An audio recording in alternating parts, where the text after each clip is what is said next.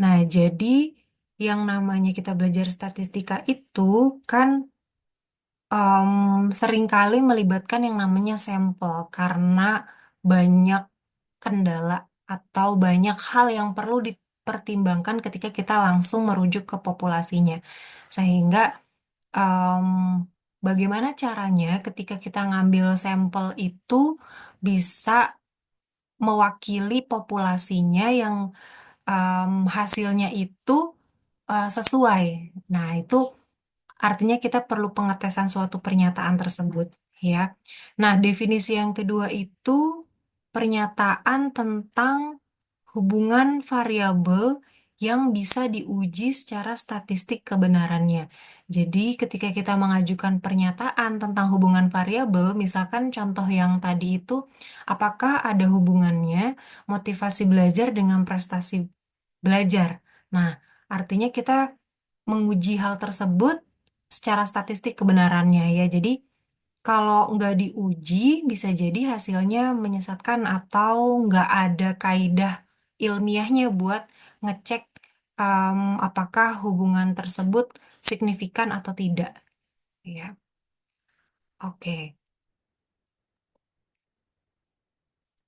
Nah, ada 8 langkah dalam pengujian hipotesis penelitian, khususnya penelitian di kuantitatif bidang psikologi. Ya, yang pertama, kalau bicara hipotesa, dia selalu berpasangan. Ya, ada yang disebut dengan hipotesis nol, ada yang disebut dengan hipotesis alternatif. Oke. Nah, hipotesis nol itu artinya pernyataan yang mengkontradiksi, yang tidak kita harapkan. Sedangkan kalau hipotesis alternatif itu yang kita asumsikan, ya, dugaan yang kita harapkan itu tepat gitu, benar, ya. Nah, langkah yang kedua setelah kita buat hipotesa nol dan alternatifnya, kita nentuin yang namanya alpha level. Alpha level ini adalah level signifikansi yang digunakan untuk menguji hipotesis. Ya, jadi kalau di penelitian uh, yang basisnya sosial itu kesalahan pengukurannya. Jadi ketika level of significance itu berkaitan sama yang namanya kesalahan pengukuran. Nah, dan ada yang namanya confidence interval atau tingkat kepercayaan. Nah, di sini ketika kita menentukan level signifikansi, itu sama saja kita menentukan yang namanya kesalahan pengukuran yang bisa ditoleransi. Nah, kalau di penelitian sosial itu 5%, sehingga tingkat kepercayaannya itu 95%. Makanya seringkali probabilitas value-nya itu dikatakan dia signifikan ketika kurang dari 0,05. Nah, ini ada di langkah kedua.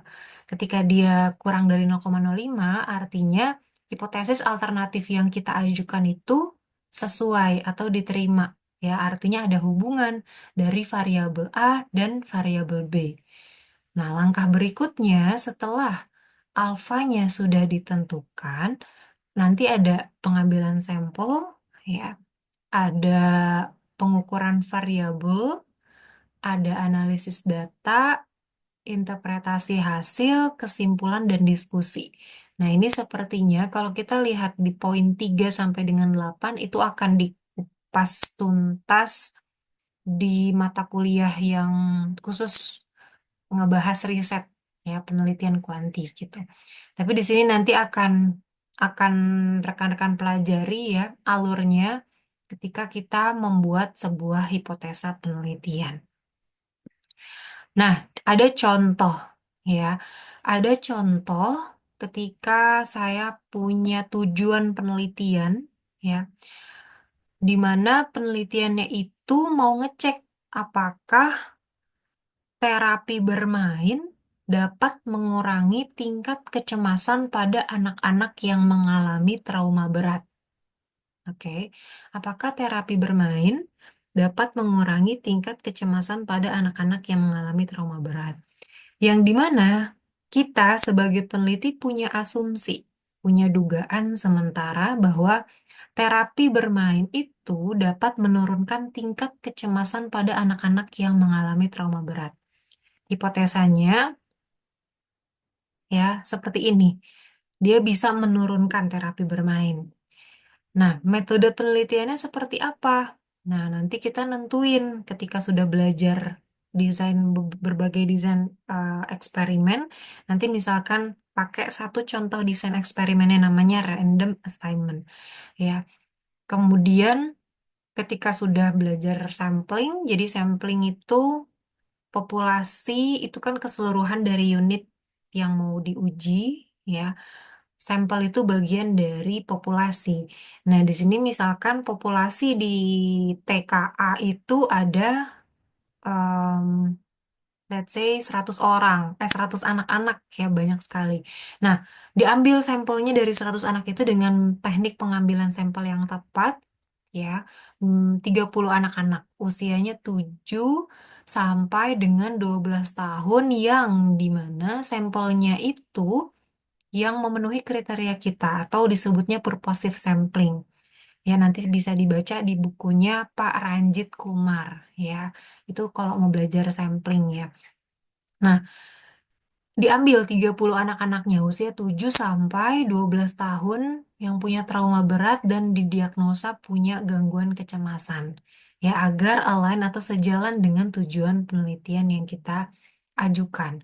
Nah, kemudian langkah berikutnya, ada kelompok intervensi yang menerima terapi bermain selama 8 sesi, sedangkan ada kelompok kontrol yang tidak menerima terapi bermain. Jadi kita bisa bayangkan dari 30 anak-anak itu dibagi, ada intervensi grup, ada yang kontrol grup. Tingkat kecemasannya itu diukur sebelum dan sesudah intervensi menggunakan kuesioner. Jadi alatnya itu teknik pengumpulan datanya pakai kuesioner.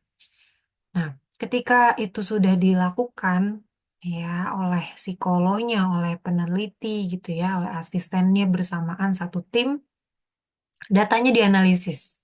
Ya, datanya dianalisis menggunakan uji hipotesis yang dimana teknik analisis yang tepat untuk mewakili uji hipotesisnya disebut t-test.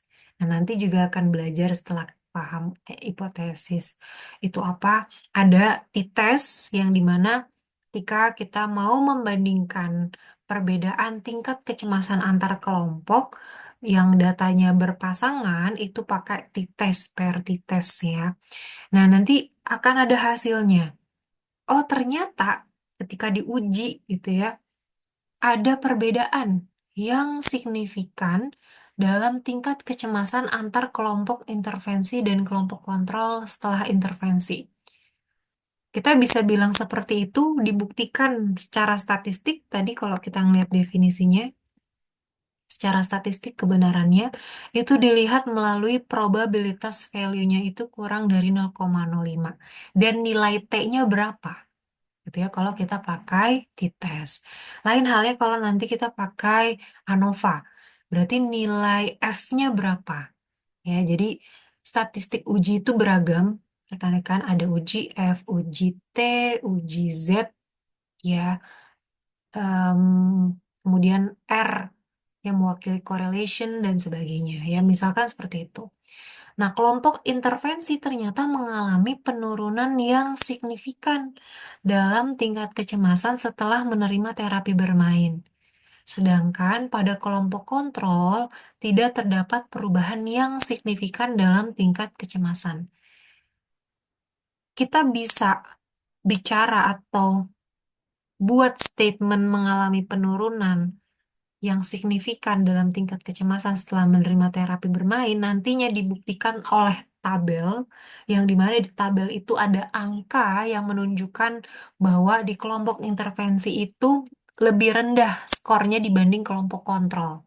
Nah, kemudian angka tersebut didukung oleh satu statistik uji yang disebut dengan uji T, yang dimana probabilitas value-nya itu kurang dari 0,05. Yang ketika hmm, kurang dari 0,05 itu dapat dari mana? Nanti kita ngelihat dalam sebuah distribusi. Ya, karena dalam hipotesis penelitian nanti ada daerah penolakan, ada daerah penerimaan. Ketika hasilnya di sudah ada, maka kita buat kesimpulan bahwa penelitian ini ya menyimpulkan terapi bermain itu bisa menurunkan tingkat kecemasan pada anak-anak yang mengalami trauma berat. Hal ini menunjukkan bahwa terapi bermain dapat menjadi alternatif. Nah, ketika nanti secara statistik sudah diuji kebenarannya, baru kita bisa buat argumen yang didukung oleh berbagai referensi atau literatur bahwa si terapi bermain ini dapat menjadi alternatif yang efektif dalam mengurangi gejala kecemasan pada anak-anak yang mengalami trauma berat. Dengan demikian, dari langkah umum dalam uji hipotesis penelitian kuantitatif, kita bisa lihat dari cerita penelitian ini, artinya hipotesis nol, kita kembali ke sini, bahwa terapi bermain yang diduga oleh si researcher itu dapat menurunkan, itu H0-nya atau yang mengkontradiksinya ditolak, dan HA-nya atau hipotesis penelitiannya yang diajukan diterima. Ya, ini contoh bagaimana rekan-rekan dapat atau harusnya bisa memahami terkait dengan apa itu hipotesis penelitian dari alur em, variabel kecemasan dan juga sampel yang diuji. Ya.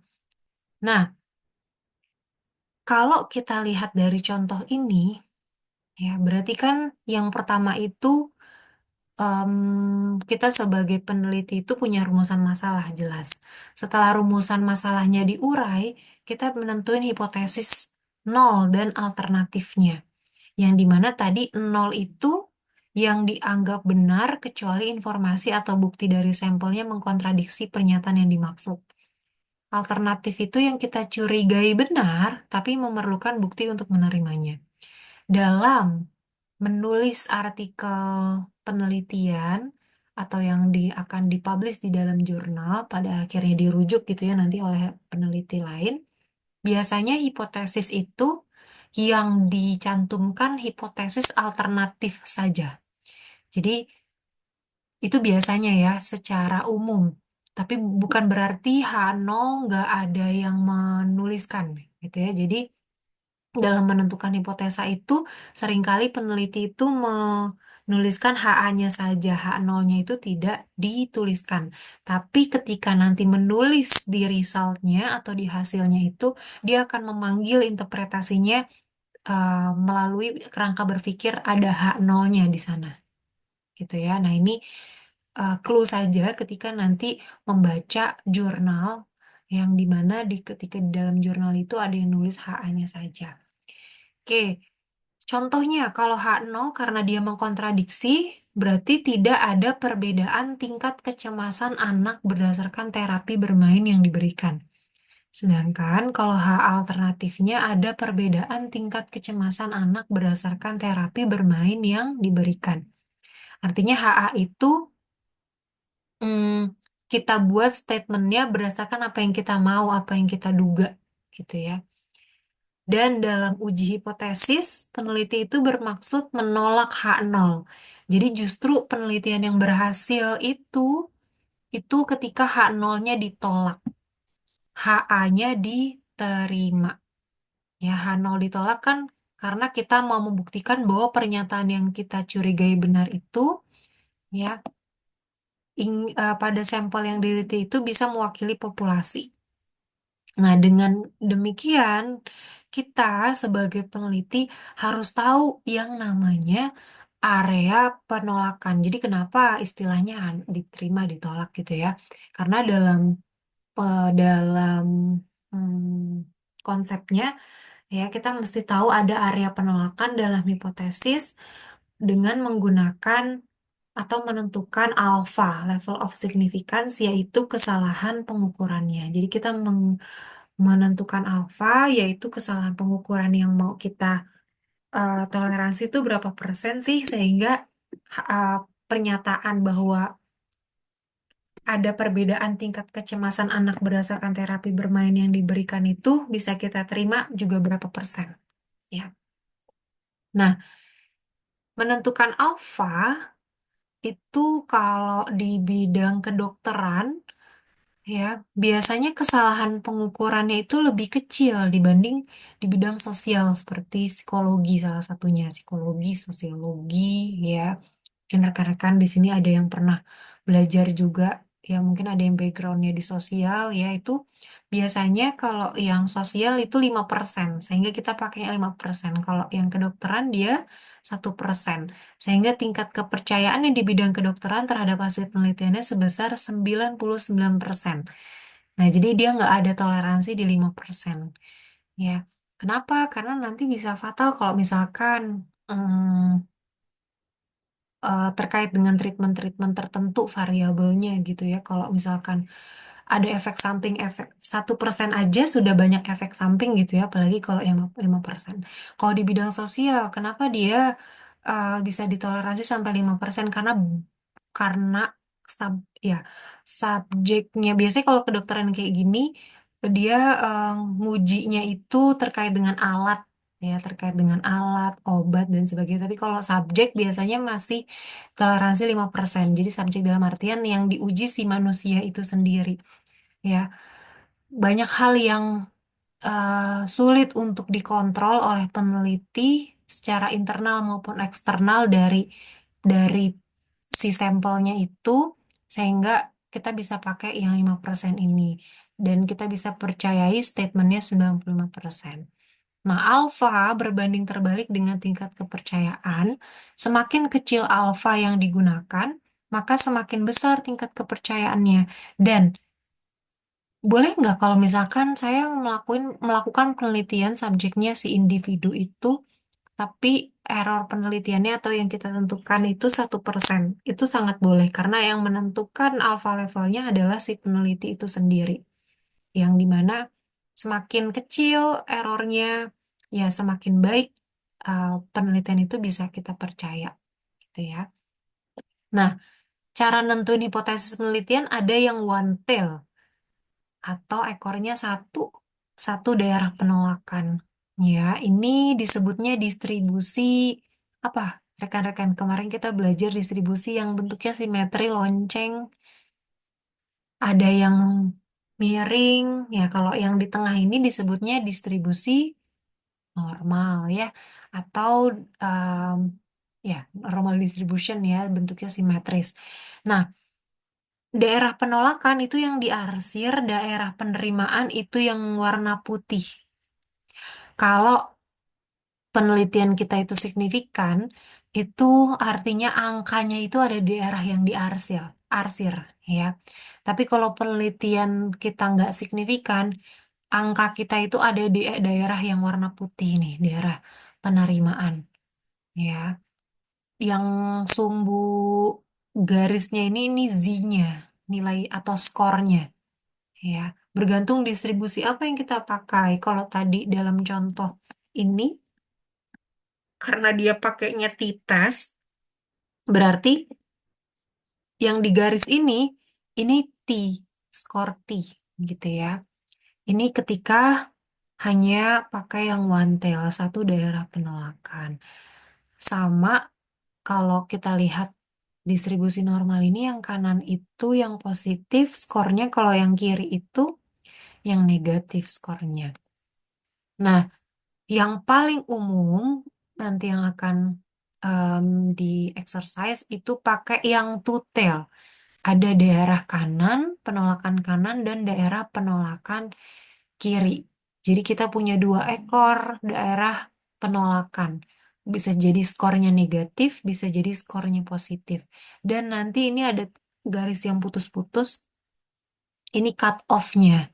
Cut off bahwa ketika dia em, kurang dari cut off tersebut, artinya dia nggak signifikan gitu ya kalau kita bicara sudah ke angkanya. Tapi kalau kita bicara melalui visualisasinya, ketika angkanya ada di dalam diarsir ya dia signifikan. Ya, oke. Nah ya di sini poin kritisnya ya, Z-score. nilai yang memisahkan area penolakan dengan area penerimaan. Ada yang nulisnya poin kritis, ada yang nulisnya threshold, ada yang nulisnya critical value gitu ya. Ada yang nulisnya batas nilai, sama. Definisinya sama. Oke. Nah, berapa sih nilai kritis atau batasan daerah penolakan dan daerah penerimaan? Itu sangat-sangat bergantung. Nah, sangat bergantung kepada em, level signifikan yang kita pakai itu pakai yang 5% atau yang 1%. Kalau pakai yang 5%, kemudian dia one tail, itu cut off-nya atau poin kritisnya minus 1,64, berarti yang kiri daerah penolakannya, 1,64 yang kanan daerah penolakannya. Kalau yang tutel itu minus 1,96 dan 1,96 di sininya. Ya, minus 1,96, mana ya? Em, nah, di sininya minus 1,96 ya. Di sininya plus 1,96. Kalau misalkan yang 1% angkanya beda lagi. Nah, dari mana angka ini diperoleh? Dari membandingkan antara eh, ketika kita pak ketika kita hitung z-score-nya gitu ya. Jadi ini sudah angka ajek ya, sudah angka pasti bahwa ketika kita sebagai peneliti menentukan type of testnya itu yang tutel, ada dua daerah penolakan dan level signifikansinya 5%, berarti cut off-nya sekian. Kalau kita pakainya one tail yang 1% berarti cut off-nya sekian. Gitu ya. Ini bisa dibaca juga di bukunya Pak Aaron. Nah, setelah kita nentuin area penolakan ya, kemudian tahu cut off-nya, langkah yang ketiga tadi pengambilan sampel. Jadi kita mesti tahu yang namanya statistika itu kan buat ngewakilin, buat ngecek apa? Buat menceritakan sampelnya, juga buat melihat statement yang kita buat itu sesuai atau tidak. Nah, berarti nanti populasinya siapa? Berapa banyak sampel yang diambil? Nah, pengambilan sampel yang dilakukan harus memenuhi kriteria representatif sehingga data yang diperoleh dapat mewakili populasi yang lebih besar.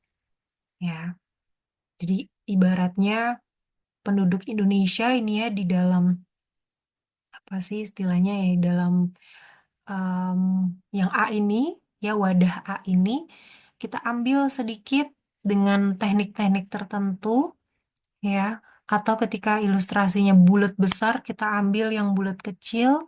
Ketika ada ilustrasi yang C, kita ambil yang warna hitam ini.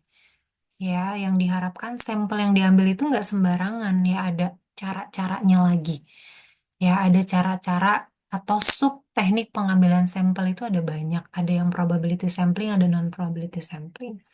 Ya, ini akan lebih luas nanti pembelajarannya khusus di sampling. Ya, yang pasti kita mesti nentuin siapa populasinya, berapa banyak sampelnya.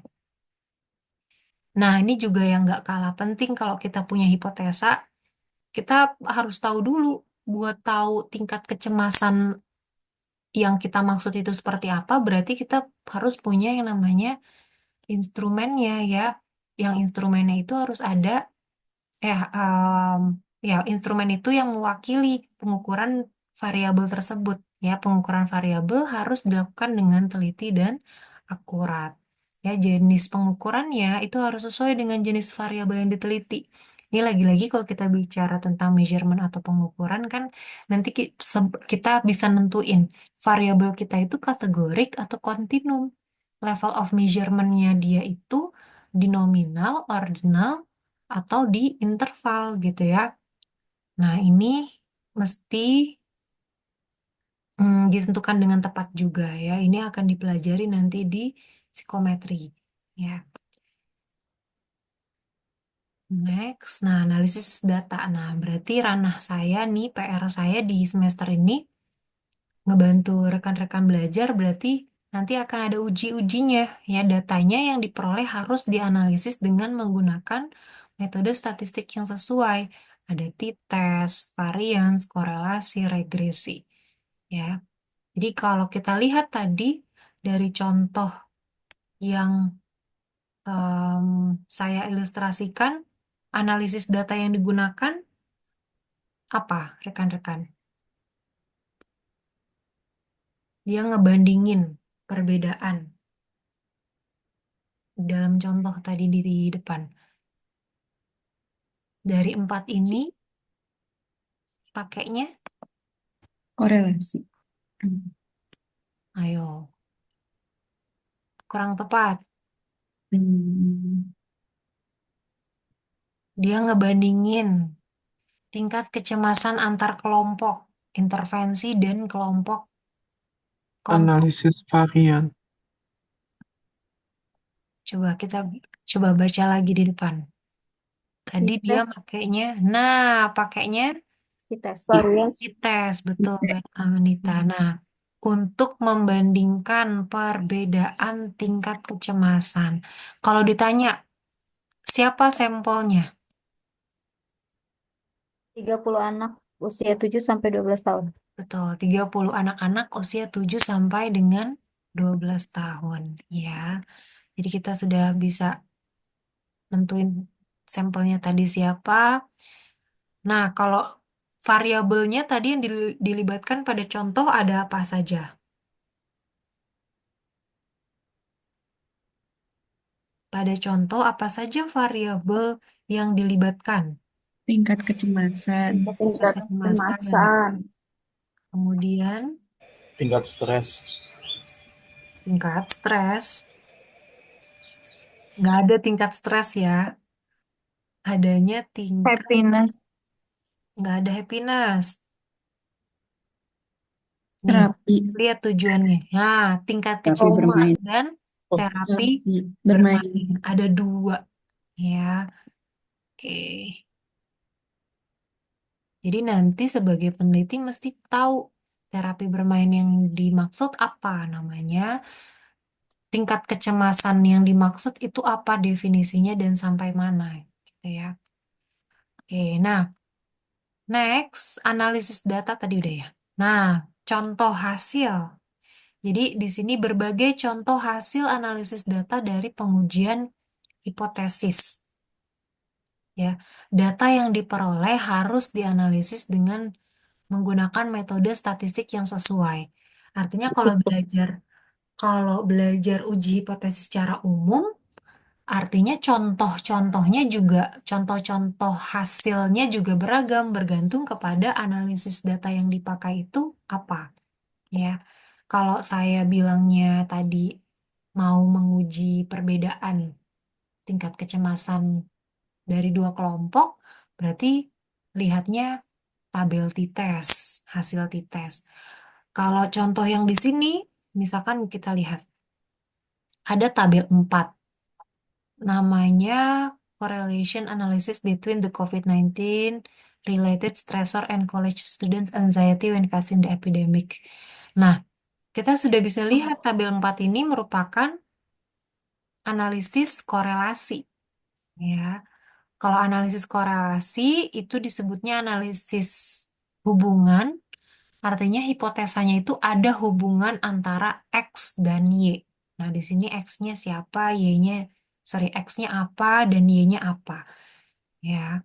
Nah, nanti kita ngeliat kalau namanya correlation analysis itu statistik ujinya namanya R. Ya, makanya di sini anxiety level R-nya berapa. Ada related stressornya yang dimaksud tuh ada 4 di sini. Ya, ada worry about economic influences, ya, worry about academic delay, sampai dengan social support. Nah, ada angka anxiety levelnya ini, misalkan 0,327. 0,327 ini bermakna atau tidak secara statistik, ya, atau istilah lainnya signifikan atau tidak. Kita ngeceknya itu untuk menyimpulkan hasil kita itu ada hubungan atau tidak ada hubungan, atau H0 kita ditolak atau diterima, itu melalui P ini. P probabilitas value kemungkinan nilainya itu. Ya, jadi 0,327 ini ada di daerah penolakan atau penerimaan. Nah, di sini kurang dari 0,001 semua. Artinya dia signifikan semua. Ya, oke. Ini ketika baca yang tabel 4. Ada lagi nanti, ya, di topik teknik analisis yang lebih advance, namanya analisis regresi. Itu kita bisa cek di yang bawah, yang, nah yang ini, ya, tabel koefisien. Jadi,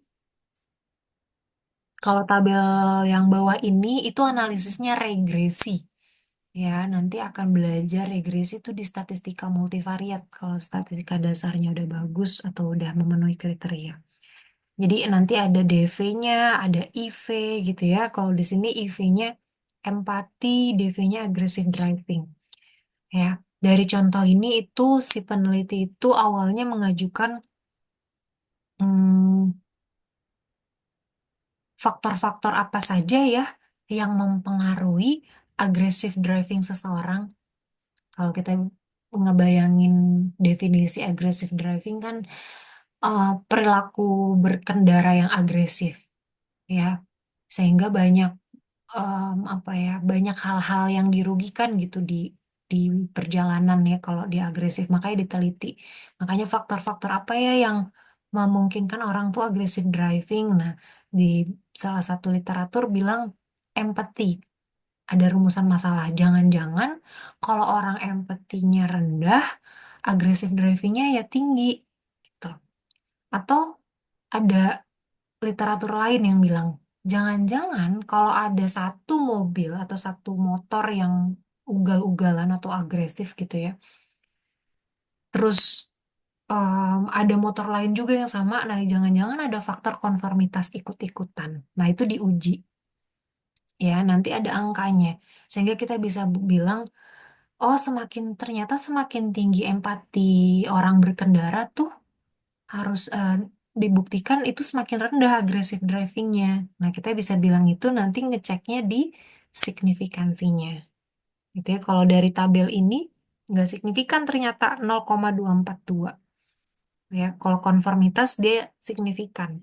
Semakin tinggi konformitas orang berkendara, semakin tinggi agresif drivingnya. Nah, jadi kita bisa buat statement-statement seperti itu berdasarkan statistik uji. Ya, nggak sembarangan asal nyimpulin. Ya, jadi pernyataannya itu bisa dipertanggungjawabkan. Ya, nah ini tadi cut off daerah penolakan ketika dia signifikan seperti ini, ya, itu berarti angka-angka ini ada di daerah penolakan di dalam sebuah distribusi. Kalau seperti yang ini 0,242 itu dia ada di daerah penerimaan. Ya, jadi angka-angka ini sangat bergantung kita pakai teknik analisisnya itu apa. Nah, ini ada 4 contoh teknik analisis statistika yang ada.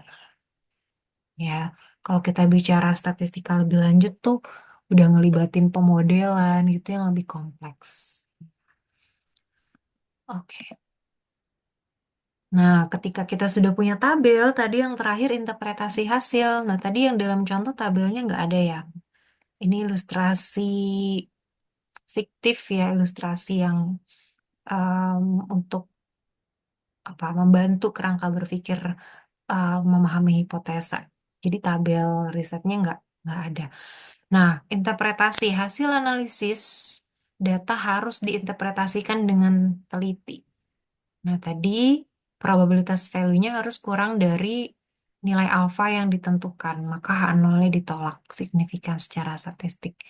Kalau probabilitas value-nya lebih besar dari alfa, berarti dia nggak signifikan kalau H0-nya diterima. Ya. Kalau tadi contoh hasil analisis data yang diperoleh itu H0-nya ditolak atau diterima. Benar kan?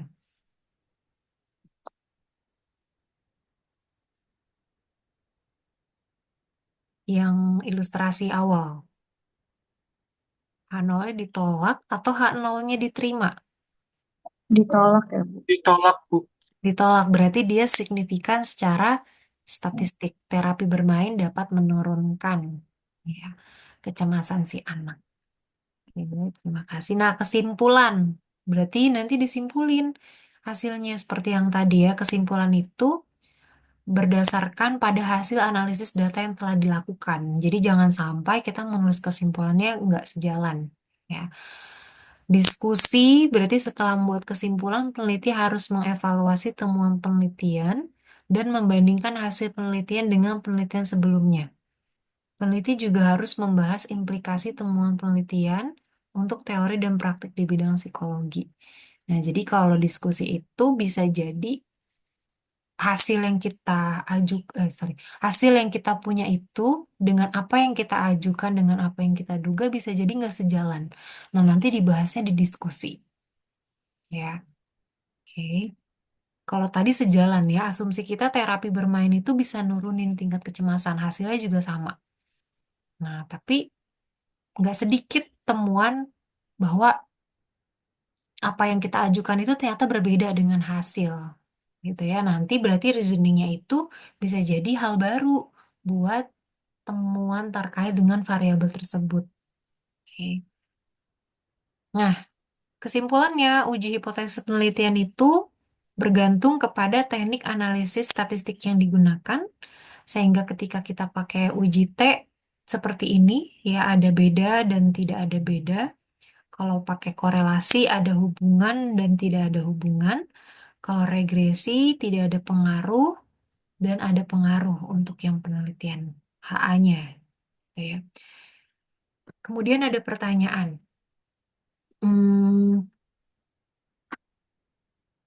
Kalau saya ngajuin variabelnya banyak atau lebih dari satu, berarti bikin hipotesanya seperti apa?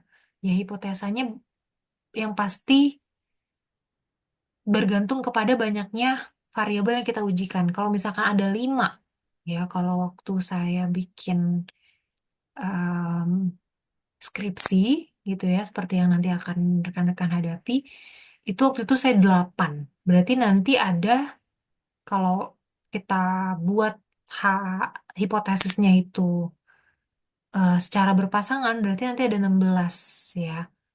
H0, HA, H0, HA. Nah, tapi kita bisa buat ya 8 saja. Ada H1, H2, H3 sampai dengan H8 gitu ya.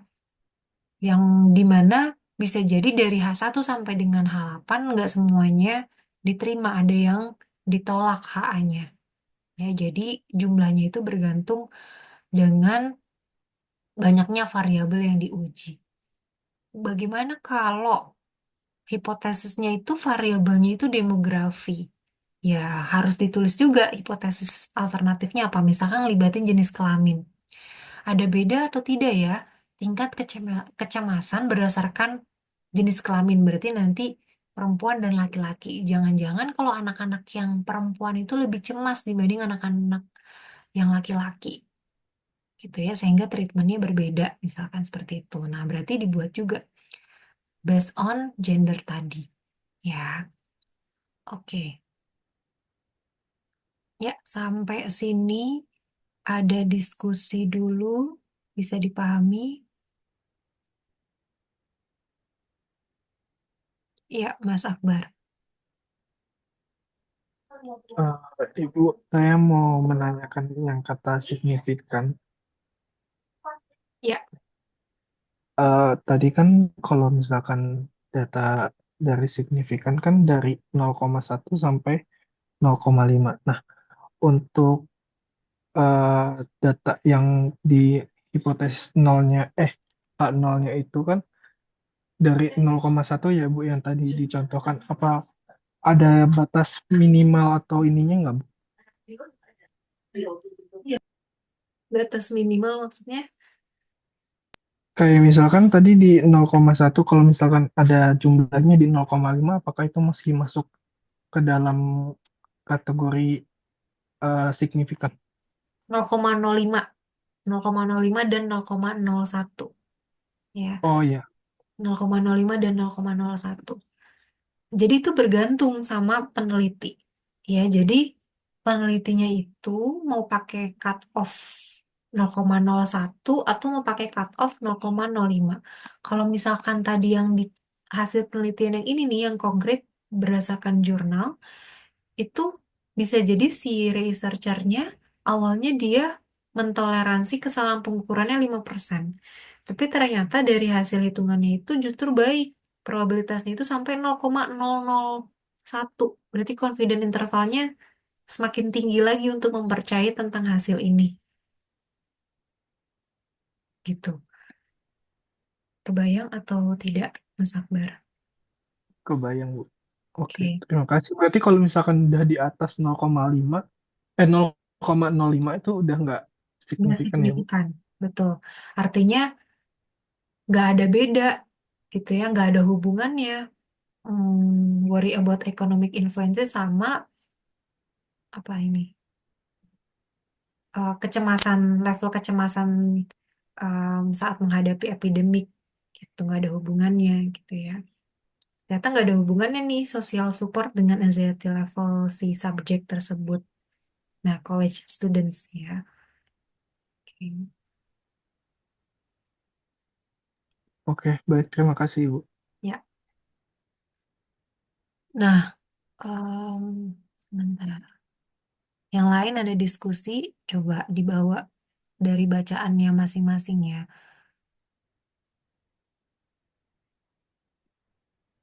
Saya punya mana ya?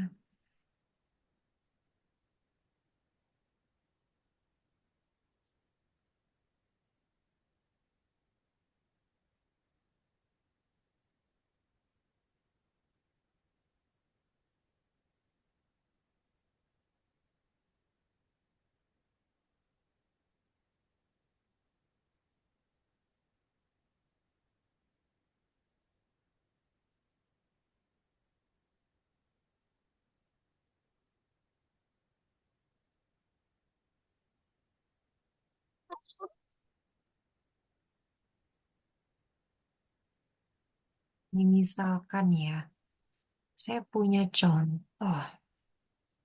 Oh, Fadil. Ya, silakan Mas Fadil ya. Iya Bu, izin nanya Bu. Ini kan tadi ada langkah-langkah umum dalam uji hipotesis penelitian kuantitatif di bidang psikologi. Yang pertama itu ada menentukan hipotesis nol dan hipotesis alternatif. Yang mau ditanyain itu Bu, apakah harus ada hipotesis nolnya?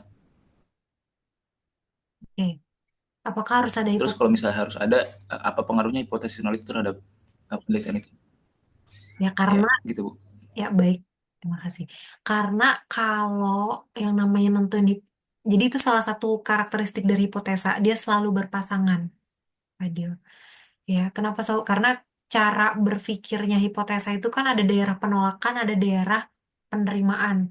Makanya dia ada H0 yang mengkontradiksi dan yang kita asumsi benar. Tapi wujud konkretnya dalam penulisan ilmiah itu kita biasanya nyertain HA-nya saja.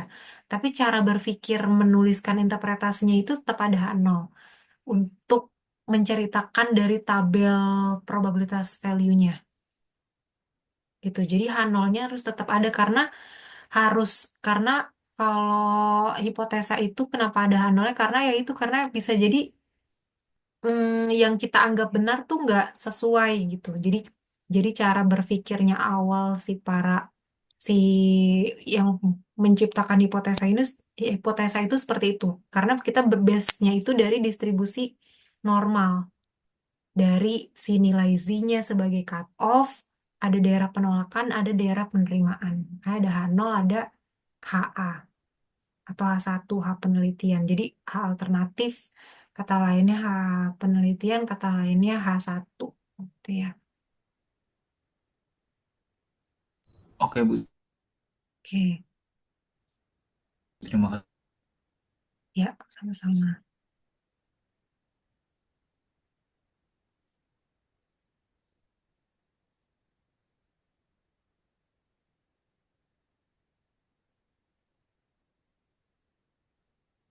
Karena kan yang namanya hipotesa itu kan em, Kalau kita nggak ada hipotesa, itu bisa jadi hasil kita tuh apa ya bisa diterima, tapi secara kebetulan. Makanya kita mesti buat hipotesa itu biar kita bisa ngelihat pola ya dari kedua dari makanya harus berpasangan ada yang mengkontradiksi ada yang enggak ada yang sesuai gitu ya.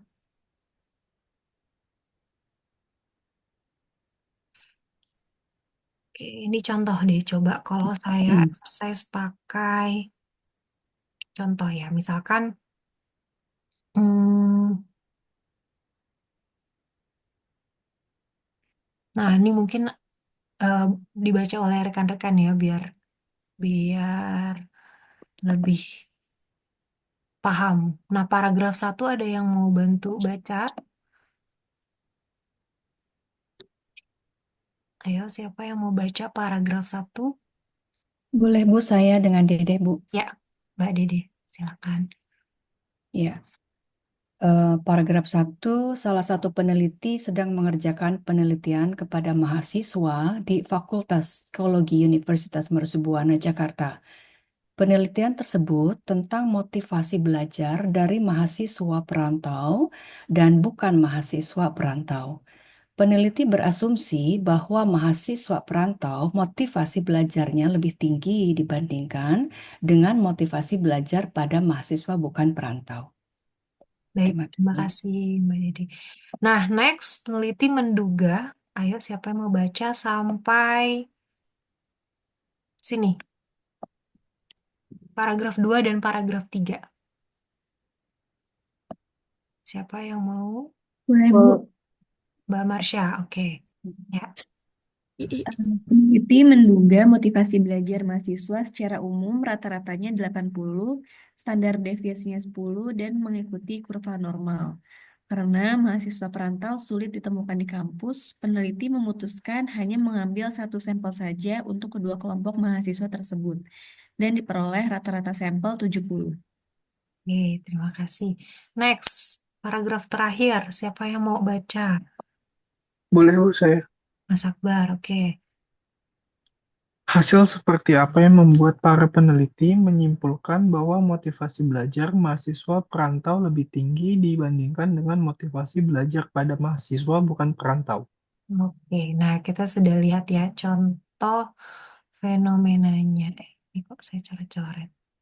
Oke, nah sekarang kita lihat bagaimana cara exercise-nya ya. Jadi kesimpulan memahami konsep pengujian hipotesis dari contoh fenomena 2. Peneliti ini kita lihat. Berarti hipotesanya itu kita bisa ngelihat yang mana tadi.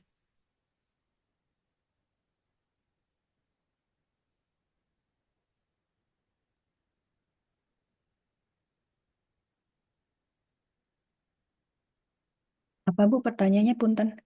Hipotesanya berarti ada di paragraf yang mana? Di statement yang mana? Yang bahwa Yang mahasiswa perantau kedua, motivasi belajar lebih tinggi Oke, dibandingkan dengan motivasi belajar mahasiswa yang bukan perantau. oke, baik. Terima kasih. Nah, benar ya. Ini hak yang diajukan oleh HA-nya yang diajukan oleh si peneliti. Oke. Nah, sekarang.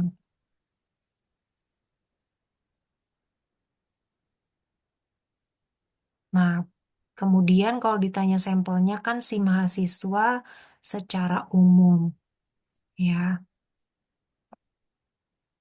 Nah, namun kesimpulannya akan didasarkan pada hasil studi sampel. Dalam contoh, sampelnya itu satu mahasiswa. Nah, berarti kita harus bikin hipotesa yang berpasangannya dulu. Tadi kita exercise fenomena 2 ya, berarti H0-nya itu tidak ada perbedaan rata-rata motivasi belajar secara signifikan pada mahasiswa perantau dengan mahasiswa bukan perantau. H1-nya ada perbedaan, sama ya statementnya. Nah, kita misalkan sudah menentukan, ya, kita sudah menentukan statistik, sorry, kita sudah menentukan dia pakai two tail atau dia pakai one tail dalam merumuskan hipotesisnya. Statistik ujinya itu tadi satu orang, kemudian mau lihat uji beda, ya. Berarti kita bisa pakai Z karena mewakili sampel yang dimana diketahui rata-rata populasinya tadi 80, ya. Rata-rata sampelnya 70. Jadi kalau dia populasi pakainya mu, kalau sampel dia X bar. Nah, kemudian standar deviasi populasi yang ini 10, N-nya sampelnya hanya satu. Tadi diketahui distribusinya normal. Nah, peneliti yang menentukan tadi statistik ujinya pakai distribusi Z. Nah, tadi ada jenis distribusi. Ada yang T, ada yang Z. Ya, sebenarnya kalau ngelihat cara ngitungnya dia sama, beda istilah saja. Karena kalau T itu distribusi populasinya tidak diketahui, kalau Z itu distribusi populasinya diketahui tadi ya, normal.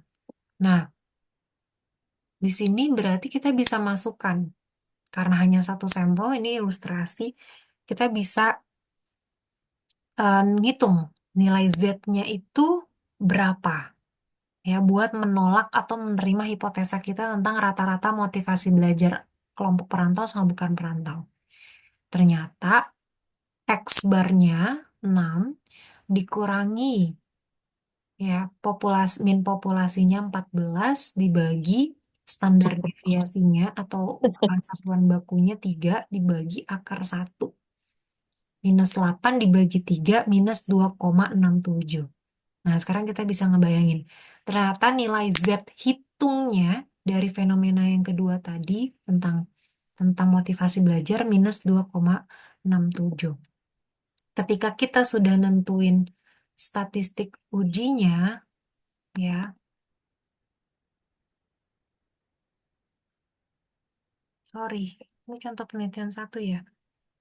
Kita coba ngitung sendiri deh, jangan pakai contoh. Nah, yang ini ya tadi contoh penelitian 2 ya, yang benar 80 skor motivasi, ya.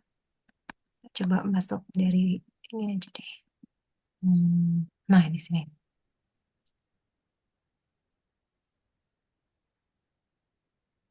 Z sama dengan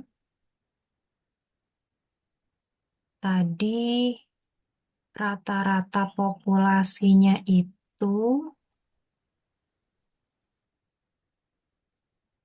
80 dikurangi rata-rata sampelnya itu 70. 70. Kemudian dibagi,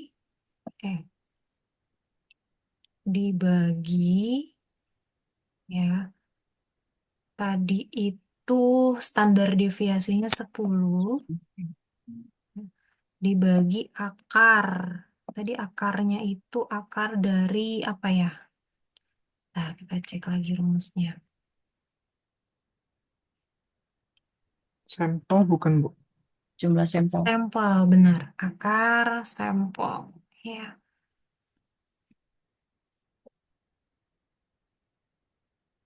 Nah, ini. Oh, sorry, ini sampel dulu dikurangi populasi ya. Udah lama sekali saya tidak hitung Z sederhana. Bentar. Tadi lihat. Hmm,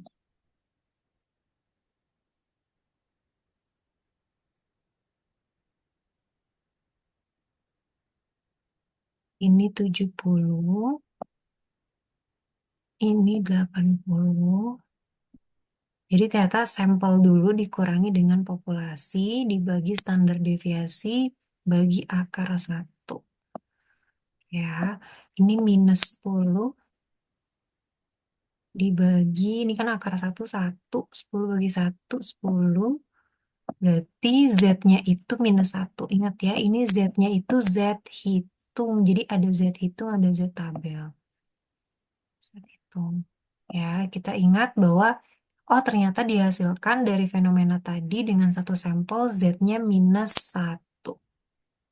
Nah, Sudah diperoleh hasilnya Z-nya -1. Nah, berikutnya kita nentuin alfa atau poin kritis. Nah, di sini yang ditentukan itu kita pakai alfa 5% dan dua daerah penolakan atau tutel. Ya, jadi kalau dua daerah penolakan, berarti tadi kan cut off-nya itu, kita lihat tabel 4.2. Oh, di sini nggak ada. Tabel 4.2. Nah, yaudah kita exercise sendiri saja. Oke, cara nentuin setelah kita sudah punya Z hitungnya, sekarang kita nentuin cut off-nya berapa. Ya, ini asumsinya cut off-nya belum ada. Caranya, kita kan tadi alfanya 5%, tutel. Nah, ada daerah penolakan, ada daerah penerimaan. Berarti kita arsir dulu. Nah, 5% ini dibagi dua. Berarti di sini 2,5%. Di sini 2,5%. Ini sisanya. Ya.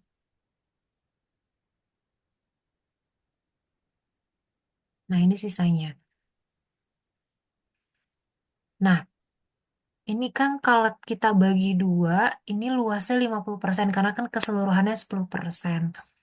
Nah, luas 50% berarti kalau dalam bentuk desimal dia 0,5, nah ini sisanya 2,5%.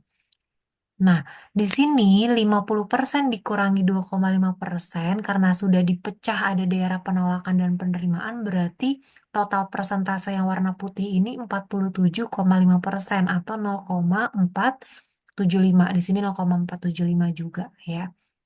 Atau 47,5%, 47,5%, 2,5, 2,5. Nah, nanti kita nyari di Z tabel probabilitas yang nilainya 0,475 berapa sih nilai Z tabelnya itu. Nah, kalau di bukunya Pak Arthur Aaron ya probabilitas yang nilainya 0,475 berarti kita ngecek yang dimana persentase min to Z. Nah, di sini ada 4 distribusi ya. Ada 4 distribusi, ini yang diarsir itu yang dimaksud persentase min to Z-nya. Ya, yang diarsir di sini ini persentase intelnya atau ekornya. Nah, sekarang kita ngecek kalau persentasenya 47,5% atau 0,475 berarti kita ngecek di sininya. Ini 42,79 sampai dengan 46,93. Nah, di sini 46,99 sampai 48,9. Berarti kita cari yang 47,5. Nah, yang ini. Yang ditanya apa? Probabilitas yang nilainya 0,475 berapa ya nilai Z tabelnya? Berarti 47,5 kita lihat yang ini. Z tabelnya berarti yang kita cek yang mana? Yang ini. Oh, ternyata Z tabelnya itu 1,96. Tadi persentase intelnya 2,5. Jadi ini udah ajek ya. Kalau persentase intelnya 2,5, yang warna putih daerah penerimaannya ini. Kalau dia 2,4 yang warna putih 47,56 dan seterusnya. Oh, ternyata Z tabelnya 1,96. Ya. Nah, berarti cut off-nya atau poin kritisnya itu ketika probabilitasnya 0,475 dan apa tadi daerah penolakannya 2,5% itu 1,96. Artinya minus 1,96 sampai dengan 1,96 dapat dikatakan sebagai poin kritis untuk menentukan hak yang kita punya itu ditolak atau diterima. Oke. Nah, makanya udah jadi cut off. Jadi cara dapetin angka-angka ini itu dari yang tadi. Ya, dari ilustrasi tadi. Rekan-rekan bisa bikin sendiri atau udah bisa langsung ngelihat tabel 4 strip 2 ini. Ya. Nah, sekarang kita nentuin kalau kita udah punya Z hitung, tadi Z hitungnya -1. Z tabelnya minus 1, sorry, 1, minus 1,96 sampai dengan 1,96. Berarti sekarang kita ngebandingin ya nilai Z hitung dan Z tabelnya. Nah, berarti -1 itu ya, -1 itu berarti kan adanya di kanan ya. Nah, jadi ini kita ngebayangin ini nol di sini. Kalau dia di kanan, berarti kan yang nilainya positif-positif. Kalau dia di kiri, nilainya negatif-negatif. Berarti minus satu itu kan, kalau Di semakin ke kiri ya. kiri, dia harusnya kan minus 1,97 dan sebagainya. Nah, berarti kalau minus satu, dia ada di sini, di kanannya minus 1,96. Nah, dari visualisasi ini berarti kita bisa ngebayangin, ya H0 tadi berarti ditolak atau diterima. Ditolak. H0-nya ditolak atau diterima. Itu diterima, Bu. Diterima karena dia ada daerahnya di daerah yang mana? Di antara itu di tengah-tengah sebelah kiri. Iya, karena di daerah yang warna putih. Tadi yang warna putih disebutnya area apa? Penerimaan. Area penerimaan. Sehingga H0-nya diterima. Gitu. Ya, jadi kalau dia ada daerah penerimaan, berarti otomatis H0-nya diterima. Kalau angkanya ada daerah penolakan, berarti H0-nya ditolak. Ya, diperoleh nilai Z hitung dari langkah nomor 2 yang tadi minus 1 ada daerah penerimaan. Berarti dengan probabilitas value signifikansinya two tail atau dua ekor daerah penolakan itu lebih besar dari 0,05. Jadi angka lebih besar dari 0,05 itu taunya dari mana? Karena dia tadi distribusinya ada yang distribusinya itu ada di area 2,5% ini. Nah, ya. Ada, sorry, ada di distribusinya itu ada di daerah yang 0,475% ini, 0,475 atau di 47,5% ini. Makanya dia ada daerah penerimaan. Gitu. Jadi kita bisa nyimpulin based on visualisasi distribusinya atau langsung dari probabilitas value-nya. Gitu ya. Makanya penting ada H0 juga, bukan H aja karena cara kita menentukan hipotesis itu ya melalui penolakan dan penerimaan itu. Makanya dia cirinya selalu berpasangan. Oke, sampai sini bisa dipahami? Semoga tidak pusing. Ibu maaf tadi saya mau nanya. Berarti semakin dia ke kiri yang di minus 0,96 itu semakin Signifikan. eh iya, maksudnya poinnya semakin bertambah ya. Berarti bukan berkurang ya, Bu? Ya berarti angkanya minusnya itu minus 1,97, minus satu koma Oh, sembilan delapan semakin kecil gitu kalau dia di kiri. Banget. hmm. Kalau dia di kanan sekali, berarti dia semakin tinggi ya, semakin ke kanan. Otomatis nanti probabilitas value-nya itu kurang dari 0,0001 gitu misalkan. Kayak tadi yang di contoh correlation analysis, itu kan P-nya kurang dari 0,001. Nilai R-nya 0,3. Otomatis kalau kita ngebayangin distribusi normal ini, dia ada dia positif, berarti dia ada di kanan sekali. Bisa jadi cut off-nya bukan yang ini lagi karena dia pakai cut off R bukan cut off Z gitu. Ya, Terima kasih, Bu. ya sama-sama. Kalau tadi ini contoh yang mana ya? Oh, ini contoh penelitian satu. Nah, kalau contoh penelitian satu, ini dia ada daerah penolakan minus 2,67 tadi hasil hitungannya. Sehingga H0-nya ditolak. Berarti ada beda yang ini. Berarti kalau contoh penelitian dua yang tadi dia nggak signifikan. Berarti kesimpulannya gimana rekan-rekan dari contoh tadi? Kalau H0 diterima berarti statementnya gimana?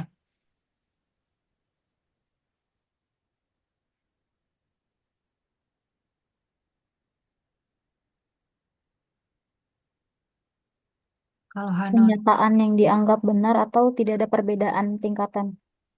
berarti tidak ada beda. Tidak Variabelnya tadi mahasiswa apa? perantau dan bukan Ya, perantau. motivasi belajar mahasiswa Karena perantau, mahasiswa yang rantau dan yang tidak rantau. betul, dan yang bukan perantau nggak ada beda gitu ya. Mau dia motivasi belajarnya tinggi, mau dia motivasi belajarnya rendah, dia perantau atau bukan perantau sama saja. Ya, oke. Nah ini tadi ya membuat kesimpulannya. Nah, seringkali interpretasinya juga diawalinya dengan ini. Artinya, hipotesis nol yang menyatakan, berarti kita panggil H0-nya, itu diterima. Artinya nggak ada beda.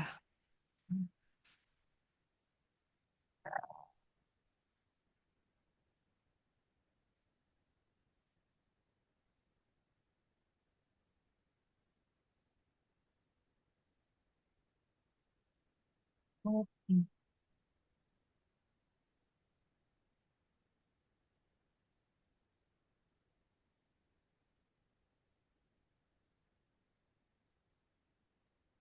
Ya, absen dulu ya.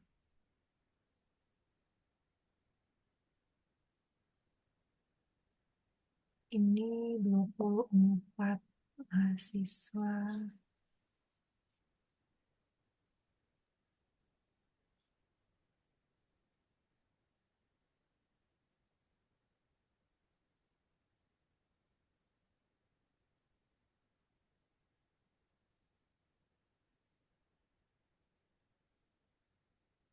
Sampai sini ada diskusi. Silakan rekan-rekan. Bisa dipahami ya. Oke, Raihan Alfarizi. Ada Raihan? Ada Ibu. Oke. Mas Akbar, ada ya.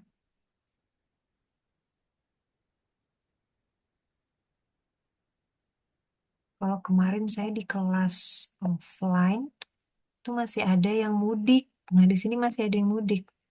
Sudah kembali ke di Jakarta atau nggak mudik.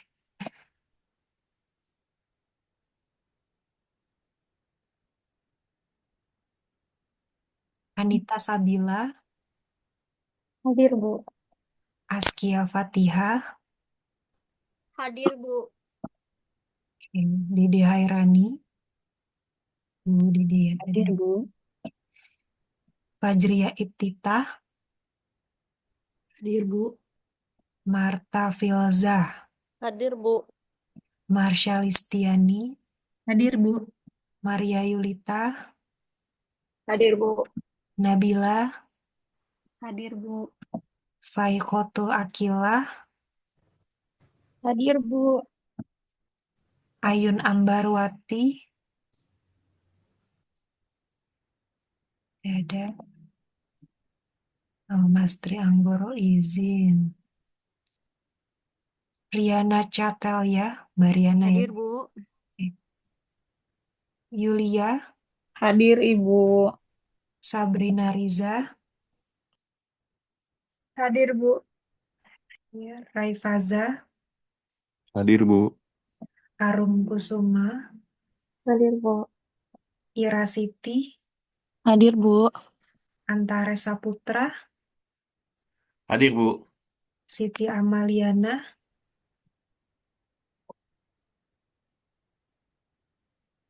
nggak ada. Sri Hartanti, Hadir, Bu. Siska Catur, Hadir, Bu. Afifa Kafi, Hadir, Bu. Fadil Surya, Fadil ada tadi. Sekarang suaranya nggak ada. Mana Fadil? Neni Trisnawati, Hadir, Bu.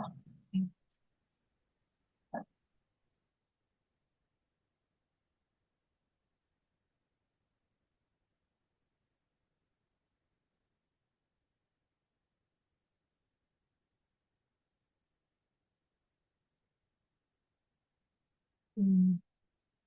Mungkin sekarang rekan-rekan itu buka bukunya Pak Arthur Eran, buka bukunya Pak Arthur Eran.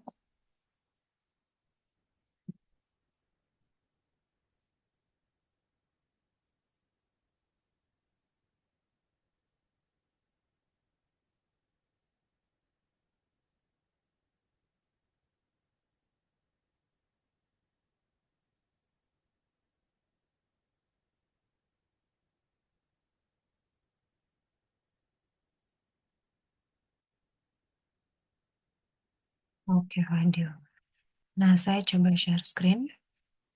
Nah, di sini di buku Pak Arthur Aaron, silakan dibuka chapter 5, ya, halaman 139.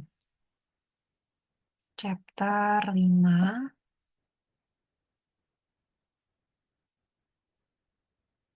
halaman 139.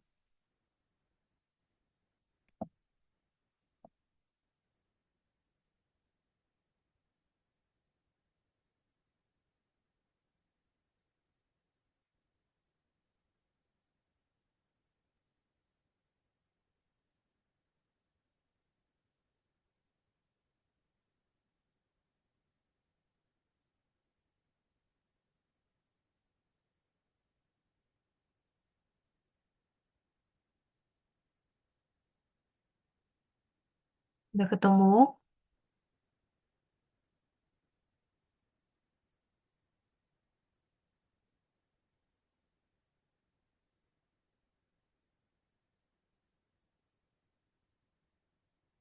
Ini buku yang apa ya, yang mudah dipahami. Karena beliau itu ngasih contohnya langsung ngasih contoh psikologi gitu ya.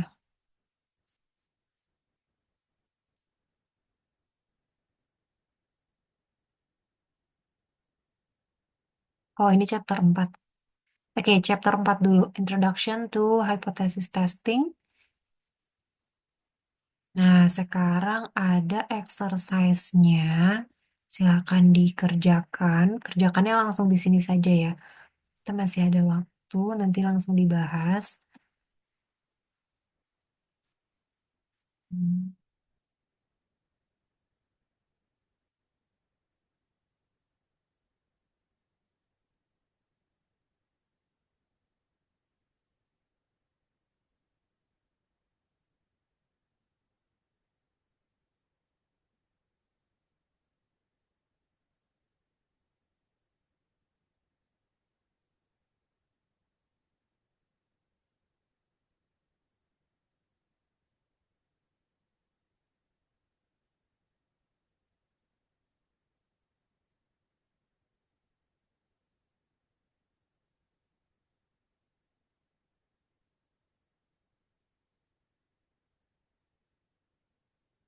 Pakai yang nomor berapa kira-kira ya?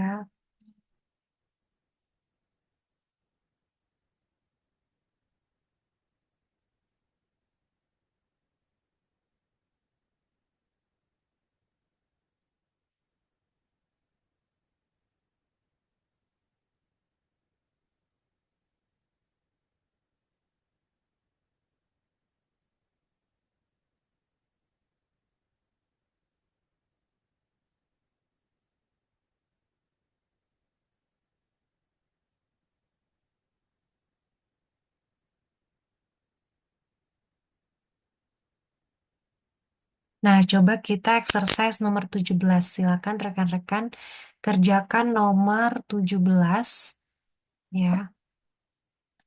Pakai cara yang tadi.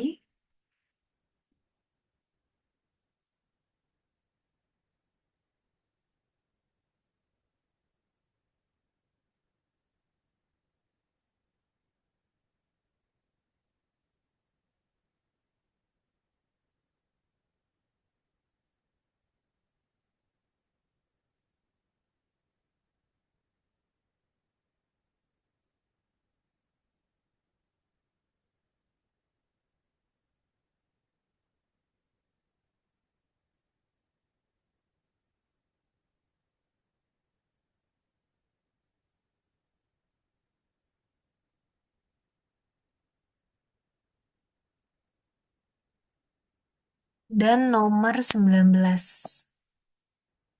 Oke. Atau yang ini dulu deh. Nomor 19 dulu. Kalau nomor 19 sepertinya langsung saja nih. Ego development.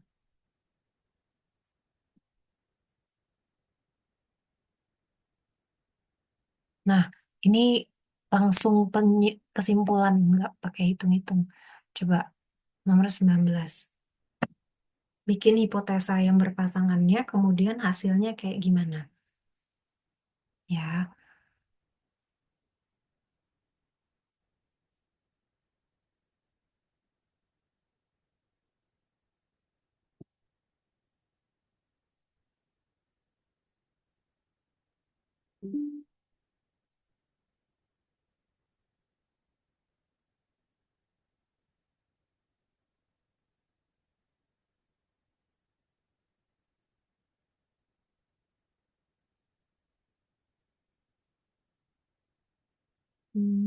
kita bahas jam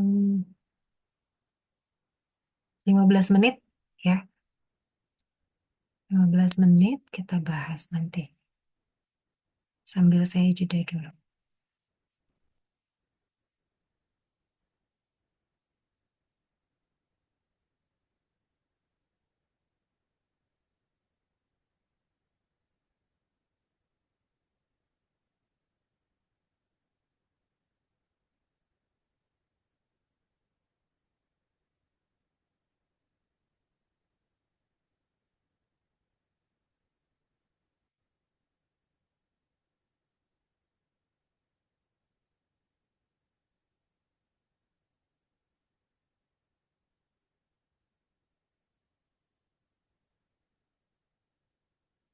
Coba bikin jawabannya hipotesis. Hipotesisnya itu kan berpasangan. H0-nya seperti apa, H1-nya seperti apa. Kemudian dilihat dari sini dia ngasih tahu nggak tutelnya, dia tutel atau one tail, dia pakai level of alpha-nya yang berapa, terus resultnya seperti apa sehingga kesimpulannya kayak gimana ya. Jadi pakai langkah-langkah yang tadi. Sampelnya siapa gitu tadi ya. Jadi langkah 1 sampai langkah berapa tadi.